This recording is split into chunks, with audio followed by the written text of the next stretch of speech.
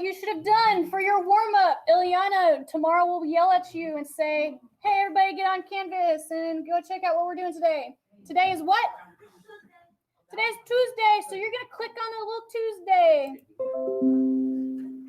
And it's going to bring you to this lovely page. Remember, it's a lot easier to click the links if you press the present button at the top. You have one assignment today. It is 4 questions for finding a hook. All right? You may work on this while I'm speaking, but just make sure that you're listening at the same time too, because a lot of this will be super, super easy if you pay attention. All right? You won't be able to edit this either.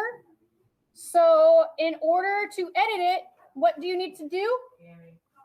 You got to make a copy. So you're going to go to File, Make a Copy. You're going to leave it as the name copy of Finding a Hook assignment if you want. And you have made a folder, so please make sure that you put it in the Professional Communications folder. Or if in your debate, make sure you're putting in your debate folder.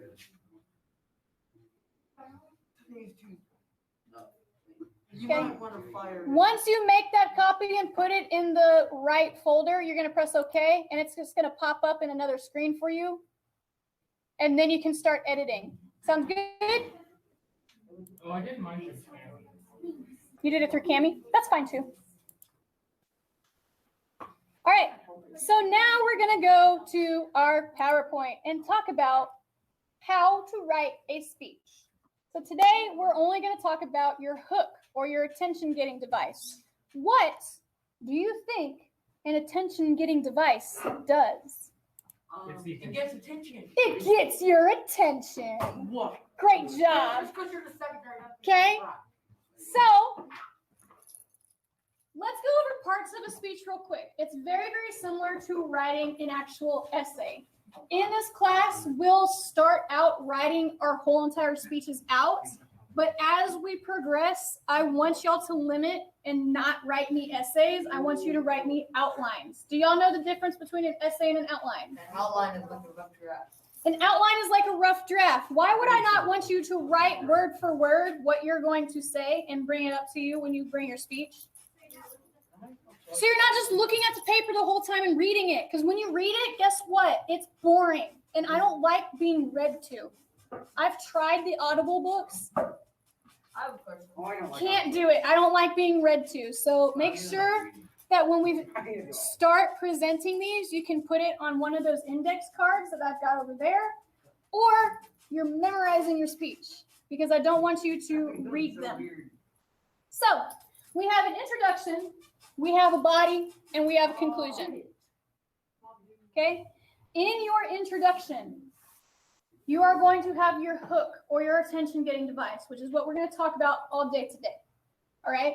After you do your hook, then you are going to introduce your topic. Why would I not introduce my topic first?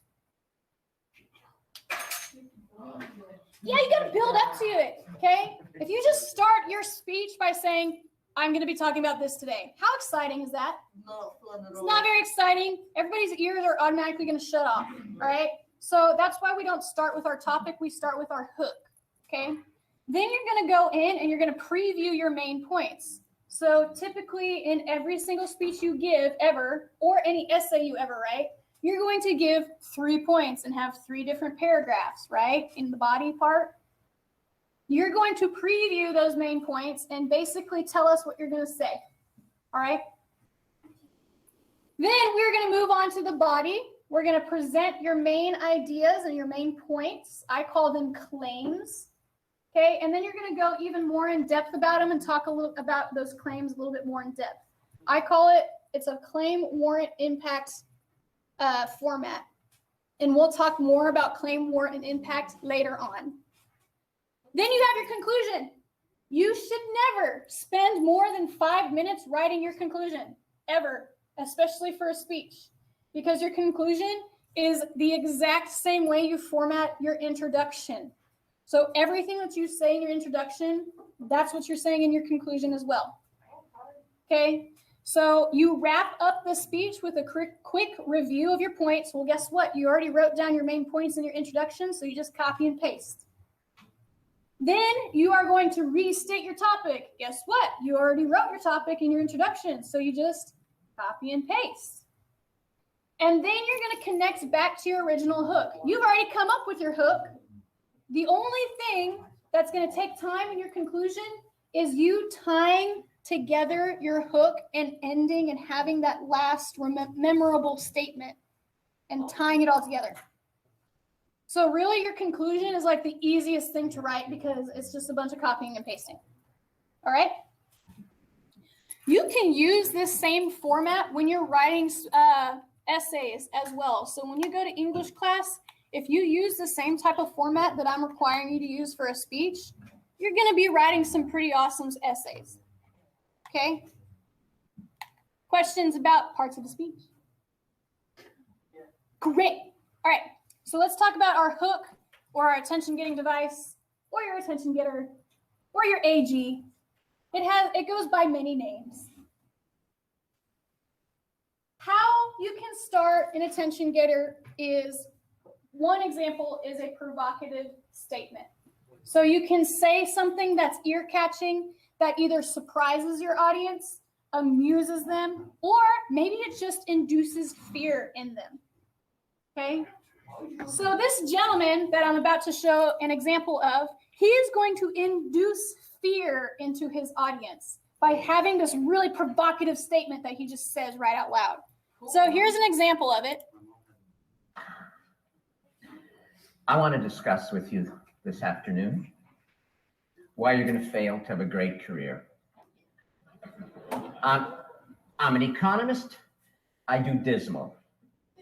End of the day, it's ready for dismal remarks. I only want to talk to those of you who want a great career. I know some of you have already decided you want a good career. You're going to fail too.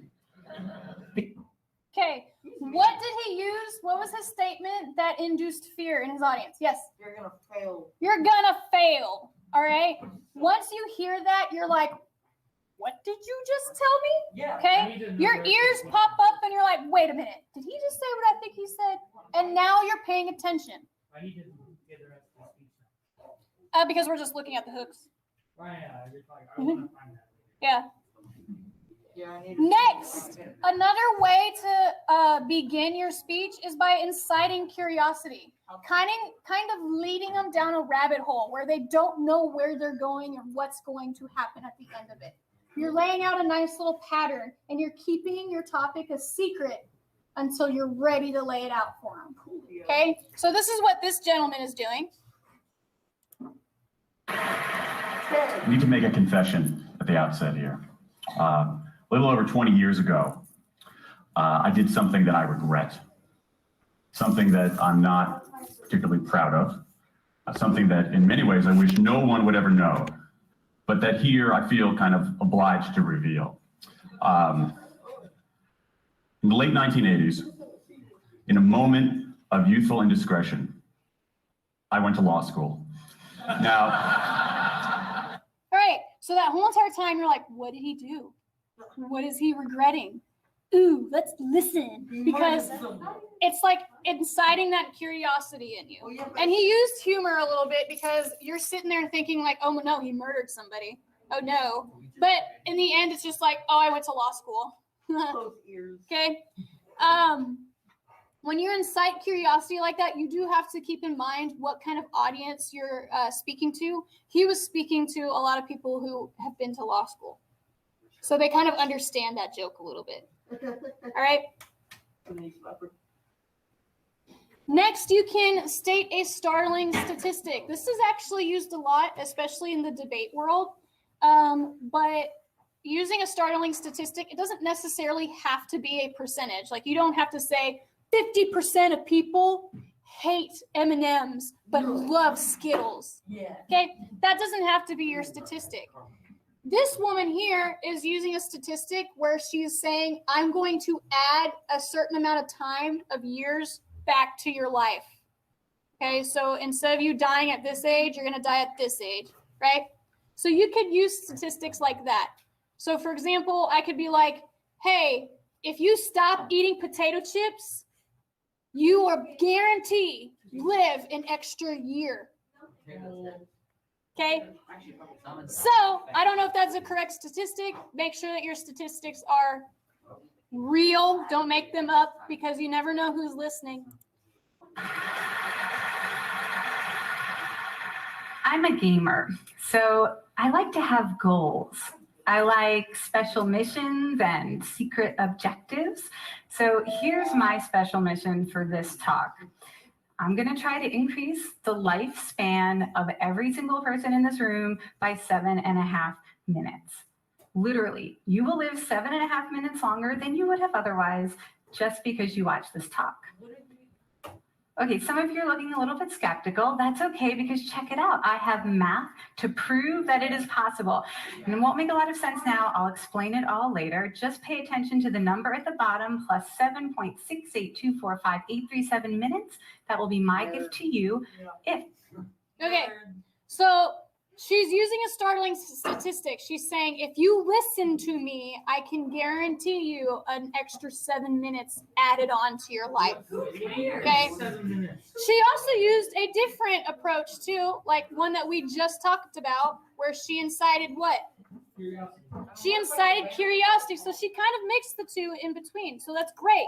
All right? You can also do that. She can't All right? really, like, ensure that, though. What if they get ran over by a car? She has the math to prove it. Oh, What if they lock the doors and they're using 7 minutes? So, the next one, we have tell a story. So storytelling is a very old tradition that we have. A lot of people use storytelling because it's the best way to get people's attention, right?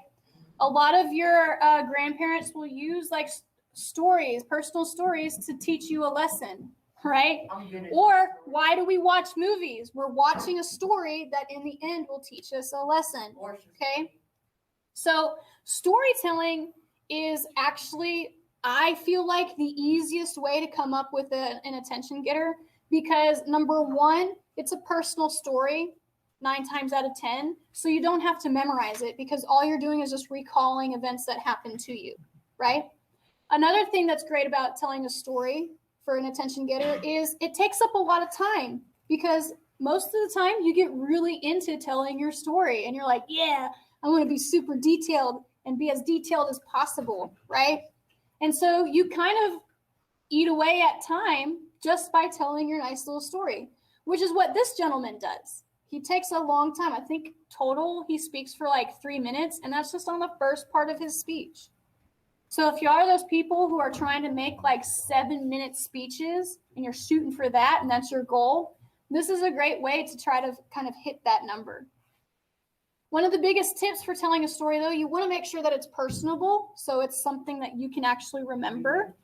And you want to make sure that it's relatable, because you don't want to just tell a story that's just like, that I don't see that happening for anybody. But you also want to make it truthful, too, okay?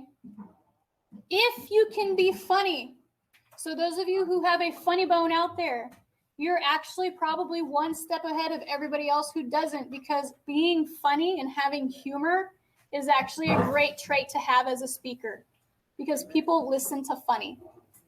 If you can bring out emotions in general, it doesn't necessarily have to be funny. If you can bring out, like, you know, anger in people, that's a really good quality to have as a speaker, because you're evoking these emotions in people that makes them want to listen more.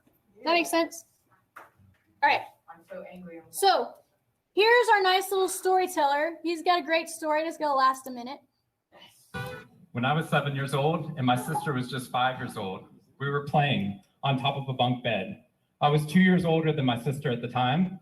I mean, I'm 2 years older than her now, but at the time that meant she had to do everything that I wanted to do, and I wanted to play war. So we were up on top of our bunk beds, and on one side of the bunk bed, I had put out all my G.I. Joe soldiers and weaponry, and on the other side were all my sister's Milos and ponies and ready for a cavalry charge. There are differing accounts of what actually happened that afternoon, but since my sister is not here with us today, let me tell you the true story, which is my sister is a little bit on the clumsy side, and somehow, without any help or push from her older brother at all, Suddenly, Amy disappeared off the top of the bunk bed and landed with this crash on the floor. And I nervously peered over the side of the bed to see what had befallen my fallen sister and saw that she landed painfully on her hands and knees on all fours on the ground. I was nervous because my parents had charged me with making sure that my sister and I played as safely and as quietly as possible. And seeing as how I had accidentally broken Amy's arm just 1 week before,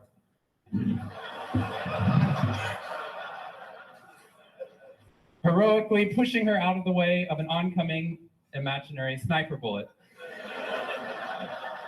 for which I have yet to be thanked. I was trying as hard as I could. She didn't even see it coming. I was trying as hard as I could to be on my best behavior, and I saw my sister's faces wail of pain and suffering and surprise, threatening to erupt from her mouth and threatening to wake my parents from the long winter's nap for which they had settled. So I did the only thing my little frantic 7-year-old brain could think to do to avert this tragedy. If you have children, you've seen this hundreds of times before. I said, Amy, wait, don't cry, don't cry. Did you see how you landed? No human lands on all fours like that. Amy, I think this means you're a unicorn. Now that was cheating because there's nothing in the world my sister would want more than not to be Amy, the hurt 5-year-old little sister, but Amy, the special unicorn. Of course, this was an option that was open to her brain at no point in the past. And you could see on my poor, manipulated sister's face conflict, as her little brain attempted to devote resources to feeling the pain, the suffering, surprise she just experienced, or contemplating her newfound identity as a unicorn. And the latter won out. Instead of crying, instead of ceasing our play, instead of waking my parents with all the negative consequences that would have ensued for me, instead, a smile spread across her face, and she scrambled right back up onto the bunk bed with all the grace of a baby unicorn. With one broken leg. What we stumbled across at this tender age of just 5 and 7, we had no idea at the time, was something that was going to be at the vanguard of a scientific revolution occurring 2 decades later in the way that we look at the human brain. What we had stumbled across is something called positive psychology, which is the reason that I'm here today and the reason that I wake up every morning. When I first started. So at the very end of all of that, he tells you why he's there. He's going to be talking about positive psychology. So this story applies to this because he basically manipulated his sister to think positively in order to get out of her thinking, was it her arm or her leg? Because I feel like he said both. Okay.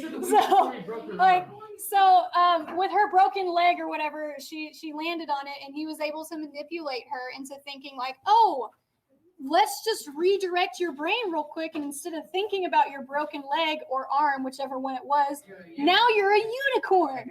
Yay! And I'm sure you've had that nice little trick played on you at some point in your life. I know I have. My brother's done that many times to me. Okay? So this whole entire story, it sounds like it's just a story, and that's just as far as his speech is going to go, but then he ties it into what he's actually going to be talking about, which is positive psychology. So one thing, I heard James over here, and he was mentioning like, oh, such big words, right? Yeah. Okay, so here's a piece of advice that is not on these slides that I'm going to give you now. When you are giving a speech, you need to act like your whole entire audience is a bunch of stupid people. Yeah. Which means you need to explain everything. If you're using a big word, throw in a definition on what that big word means. I do that. If you're using a quote from Abraham Lincoln, just put it in your own words and explain to us what that quote means, because not everybody can interpret it the way you want them to. Okay, does that make sense? Yes. So yesterday when y'all were giving your speeches, I was kind of probing y'all a little bit, y'all. Y'all remember? Where I was like, why would you be better? Why? And I kept on asking that question. Okay, that was to help you explain a little bit more. And that's the kind of ideas I want to put into your head about always answering that question, why or maybe how. Because you're going to pretend like your whole entire audience is stupid and doesn't know anything that you're talking about. Okay, does that make sense to you all? It's a nice little secret to have when you're speaking in front of people. Okay. All right, you got to dumb it down for them a little bit.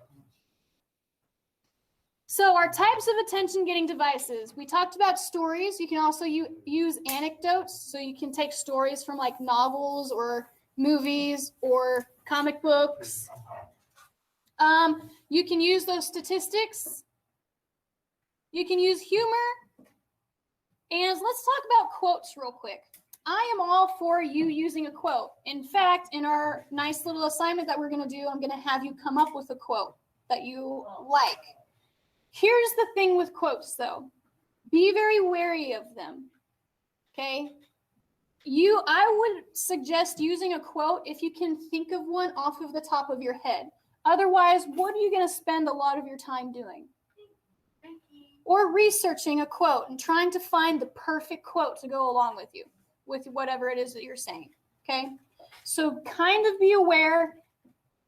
I'm that person that stays away from quotes because I just Don't like them. I love them. I love it when they're used in speeches, but me personally, I'm that person that's going to be looking up a quote for like 2 days before I find the perfect one.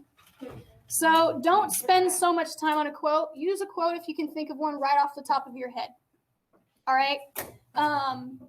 Or if you can find one quickly.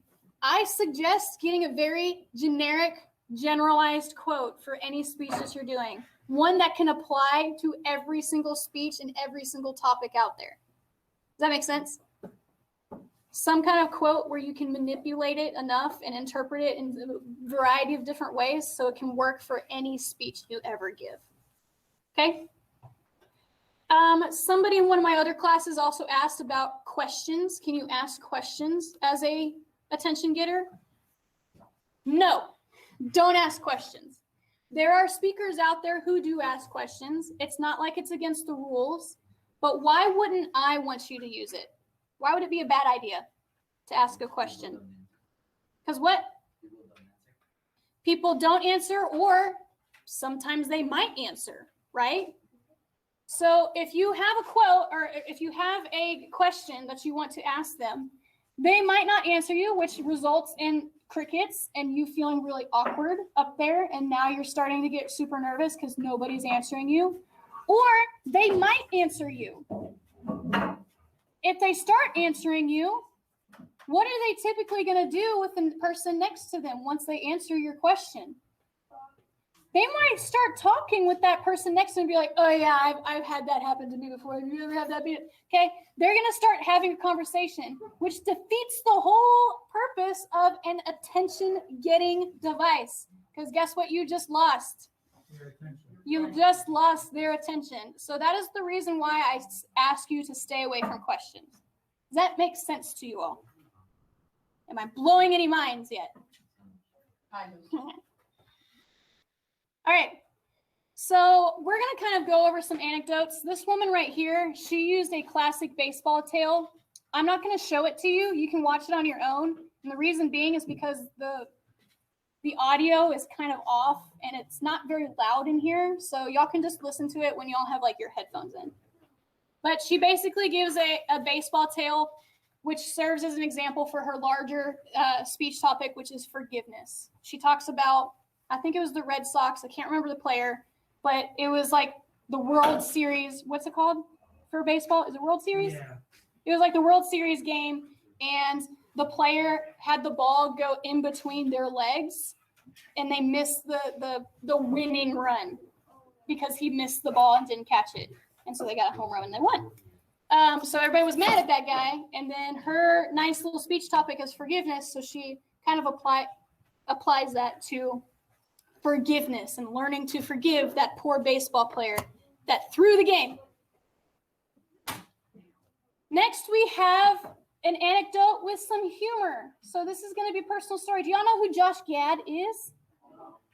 Do y'all know who Olaf from Frozen is? Yeah. This is Olaf from Frozen. Look, he was in debate, y'all. And he was actually a really, really great speaker. He won a lot of the original oratory competitions. Debate fun? Yes, it is. Debate is fun. It's not just debate. It's like you give speeches, you can like give performances as well. So there's theater to it. It's all sorts of fun. My brother said he was good. Was he good? Was my brother good? Who's your brother? Chase. Oh, yeah. Oh, I forgot you're his brother. Y'all have different last names, so it throws me off. Yeah. him. Yeah, he was good. Was he the captain? Well, he never, like, last year was really weird because of Corona, so he never really got to go to any of the competitions. But I'm sure, I believe that he would have been great. All right, so here's Josh Gad. So there I was, out on the elementary school playground, playing on those cheap, rusty, disgusting, unsafe swings that the school provided, doing whatever it is a 5-year-old does on cheap, rusty, disgusting, unsafe swings. Then, without any warning, I was suddenly attacked from behind and thrown off the swings aggressively. And as I slowly turned around, I found myself staring apprehensively into the legs of my fearless opponent. 6'9", 865 pounds. An elephant. Bulging biceps the size of Titanic's budget. Anyway, there she was, getting ready. Here's the sheet. Getting ready to continue her vicious assault. And as I gazed up into Big Bertha's monstrous eyes, it felt as if she were Godzilla, and I was one of those little tiny Japanese businessmen hopelessly awaiting my fate. So what did I do? I did the only thing I could do. I hurled. I hurled out a witty remark, a clever quip, a rapier retort, a jagged barb right in her face. So what if she clobbered me with her fists? I ruined her image with my wits. Granted, it wasn't such a pretty image to begin with. Yeah, I got the punch, but she got the punchline. Humor is one of the most commonly utilized forms of communication today. However, we often fail to realize that humor is a double-edged sword. It can cut us down and leave us painfully scarred, or it can be used to protect, encourage, and uplift our spirits. According to the August 1993 issue of Psychology Today, humor, like electricity, you see, on the one hand, we often use humor for the wrong reasons. But on the other hand, sometimes the human condition requires a little levity. All right, what was your question? I think it was Yandel. I have a question. That scared me. Now he's not going to answer me. All right, so we have Josh Gad. He's telling a personal story about how Big Bertha was bullying him and beating him up. But he got at Big Bertha by hitting her with a witty quip, right? And he basically put her down with humor. So his whole entire speech is how humor is a double-edged sword, and it can be negative humor or it can be positive humor. Okay, so that's what his whole entire speech is about. And he used this wonderful, every single speech you ever see him give is always humor filled because that's the personality that he is.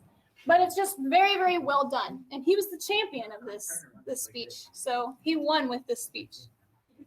Much like he won all other times he's given a speech because he's great. So humor is a very useful tool, like I said. He was also repetitive in the beginning. Remember when he was talking about the swing set and he just kept on repeating himself? Okay, so he uses repetition as well. Why? Are y'all listening? Okay, y'all should be on your PowerPoint, not displaying Trump. So, okay. So why would we want as speakers to be repetitive?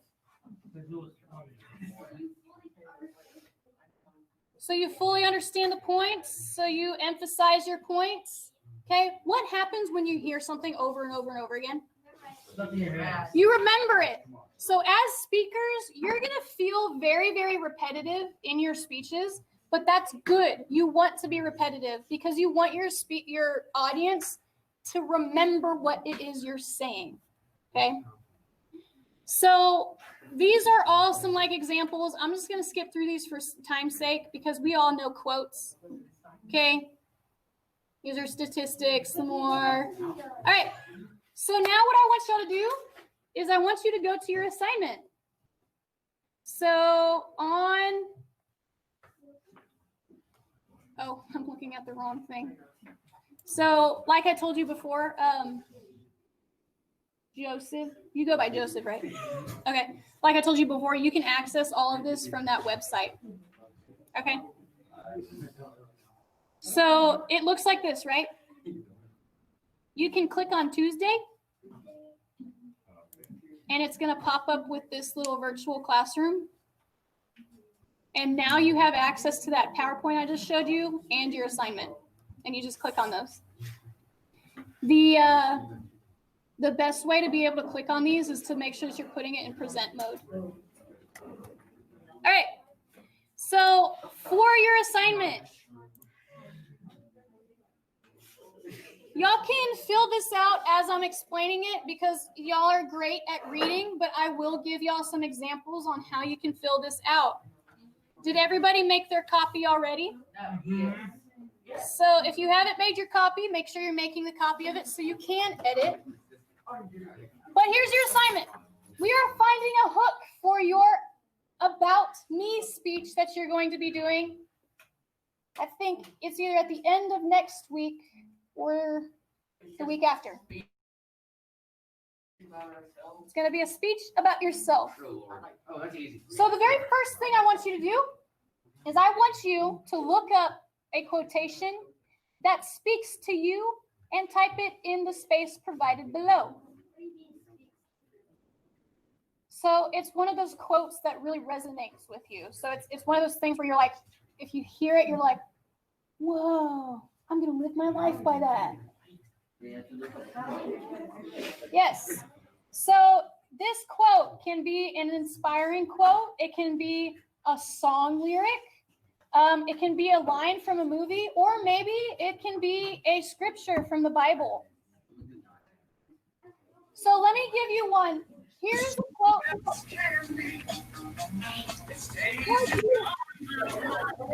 If you unmuted yourself.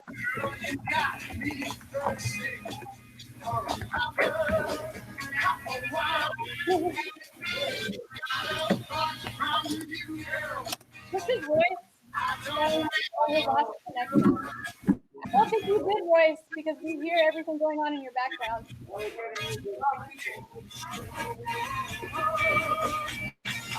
Do my job. Okay, I just muted him. All right, so maybe that was his way of giving an example of a song lyric. I don't know. All right, so for a quotation, here's a quote that I live my life by, just because I found it when I was younger and it worked for me. Okay, it's be happy. It's one way of being wise. That's my quote. Okay. And if I was using that in a speech, I would explain it to you. And I'd be like, okay, for me, that means don't be dumb and be negative all the time. Just be happy and be positive. That's what that quotation means for me. So once you find your quote, now Dr. Seuss has some pretty good quotes if you're having a hard time. Abraham Lincoln has some great quotes. If you're really having a hard time finding a quote, you can also look around my room and maybe pick your favorite one that makes you feel good about yourself. How do I copy? I requested edit access. I'm sorry? I requested. No, you got to make a copy of it. Go to File, make a copy. Oh, file? Yeah, if you request edit access, I will deny you. All right, so number 2, let me explain number 2 to you because you might need some extra help on that. So write how you would introduce that quotation from number 1 in the beginning of your speech. Here's how I would introduce mine. When I was younger, I was actually a really big negative Nancy. I was super depressed a lot, and I thought negatively about myself and who I was. But then one day I came across the quotes, be happy, it's one way of being wise. And with me thinking that, hey, I like to be smart. Let's try this out and actually be happy and think positive about all these things that might be happening. And guess what happened? My whole outlook on life changed, and now I'm probably over positive, but at least I'm happy. So there's a way you can introduce your topic or your quote. You could also, maybe you want your quote to be the first thing that comes out of your mouth. That can be okay too. just make sure that you're explaining it, because people can interpret quotes in a variety of different ways. And you want your audience to interpret your quote your way. So you got to explain your interpretation of it. Does that make sense? Next, you have number 3 is write out a story from your life that emphasizes your personality. This can be your most embarrassing story if you want to share that. It can be a funny childhood story. Or maybe you want to share the time that you broke your leg and it changed your life forever. Here's a great example of a story that I'll share that emphasizes my personality. One day, I was hanging out with my 2 best friends. We were called the 3 Amigos. And I am a very weird and a very goofy person. So you can go get it. So for our nice little, oh no, it's getting louder and louder. I love it, it's so obnoxious. So one day, while I was hanging out with my friends, I thought it'd be hilarious if I got a couple of cereal boxes, cut out eyeballs in them, put them on my head, grabbed a broom that didn't have a broom at the end of it. It was just a big giant stick. And I looked outside and I saw all these runners just running down the street. And you wouldn't attack. So my thought was, let's motivate them to run faster. And I went outside and I chased them down the street going, "Ooga, ooga, ooga," with the cereal box on my head and poking them with a stick. What did they say? They called the They police. ran faster. They ran. They didn't say anything.